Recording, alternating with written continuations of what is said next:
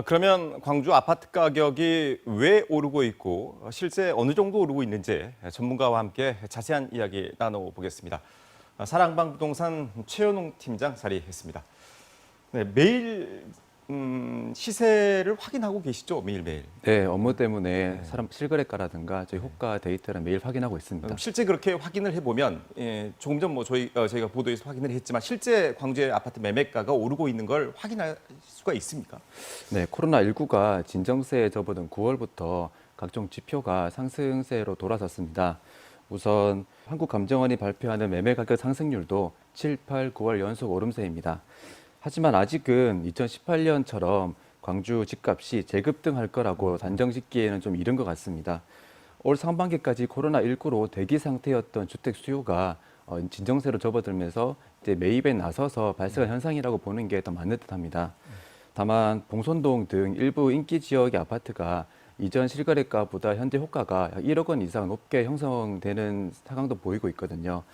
보통 이 호가에 근접한 수준으로 실거래가가 이루어지면은 주변 아파트 단지에까지 퍼지는 경우가 있어서 한번 상황을 주의 깊게 볼 필요가 있을 듯합니다. 2018년만큼은 아닌데 오르는 추세에 있는 거는 맞는 사실이네요. 네, 그렇습니다. 그러면 지금 심리 지수도 올라갔고 실제 매매량도 올라갔고 아파트 가격 상승 흐름도 보이는데 네. 지금 이렇게 오르는 이유가 뭔가요, 이게?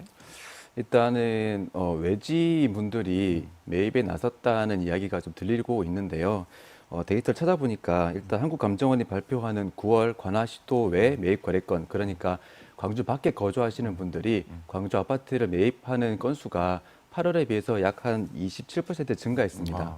또 요즘 사랑방 부동산 스마트폰 어플리케이션에 접속하시는 분들 중에서 서울이나 부산에 거주하시는 분들이 광주 거주자분들보다 더 많이 접속한 날도 있을 만큼 광주 부동산이 전국적으로 어느 정도 이제 관심이 뜨거워진 것은 사실인 것 같습니다. 과거에도 2009년, 2018년도 1월에 그 월에 외지인 매입 거래건이 평소에 비해서 2배 이상 뛴 적이 있었거든요. 그리고 일정 시차를 두고 광주 집값도 급등한 패턴이 보였었습니다. 외지인들이 올려놓고 떠난 집값을 따라서 광주 거주자분들도 이제 호가를 올리게 되고 그 호가를 따라서 신규 분양가가 같이 오르게 되는 이제 패턴을 보였거든요. 이번도 그렇게 까지 되지 않을지는 조금 더 지켜볼 필요가 있을 것 같습니다. 말씀 중에 그러니까 저희가 조금 전 보도에서도 외지인들이 매입을 하면서 아파트 가격을 올려놓은 것 같다 이런 보도의 주 내용은 그거였는데 네. 지금 말씀 중에 그러니까 외지인들이 사랑방 애플리케이션에 들어와서 매매가나 이런 것들을 확인하는 게 상당히 좀 늘었다. 이게 실제로 지금 그렇게 확인이 되고 있다는 얘기신 거죠? 네, 저희가 저희 어플리케이션 분석 툴을 통해서 어디서 거주하시는 분들이 들어오는지 볼 수 있는데요. 이전에는 그런 사례가 많이 없었는데 광주 거주자분들보다 서울이나 부산 쪽에서 거주하는 분들이 접속하시는 비율이 더 많은 날이 있을 만큼 좀 관심이 뜨거워진 것 같습니다. 왜 광주일까요? 보면 지금 특정 지역의 매수가 좀 몰리고 있지 않습니까? 그런 것 이게 같습니다. 광주 전체적으로 좀 오른 거라고 보기엔 좀 어렵죠. 전체적인 현상은 아니고요. 아직까지는 일부 지역에서 그런 모습을 보이고 있습니다. 그래서 저희가 오늘 이거 대담 준비하면서 가장 이 질문은 꼭 해달라는 게 있었는데 그러면 실수요자들 네. 내 집 마련 언제쯤 해야 돼요? 지금 계속 오를까요? 언제쯤 실제로 집을 좀 사야 될까요? 일단 가격 흐름을 단정할 수는 없지만요. 일부 예상해 볼 수 있는 지표들이 있는데요. 우선 이제 수요와 공급 측면에서 봤을 때 주택 매매 수요는 어느 정도 유지할 것으로 봅니다.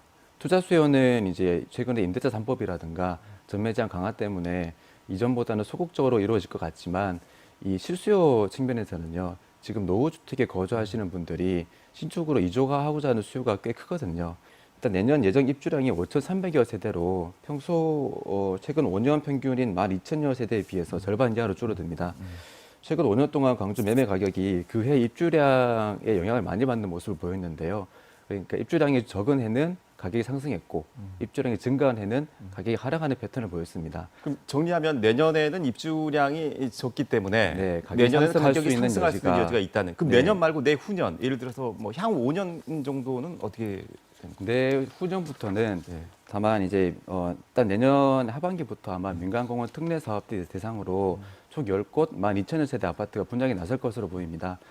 또 재개발 재건축 단지 중에서 관리 처분 인가라든가 사업세 인가가 난 단지들이 2만여 세대가 또 대기하고 있거든요. 그래서 내후년부터는 이전에 비해서 공급 과잉이란 말이 나올 만큼 많은 입주 물량과 신규 분양 물량이 대기하고 있습니다. 그래서 내후 전부터는 또 가격이 또 약보합세로 형성될 가능성이 커 보입니다. 네, 여기까지 정리하겠습니다. 고맙습니다. 네, 감사합니다.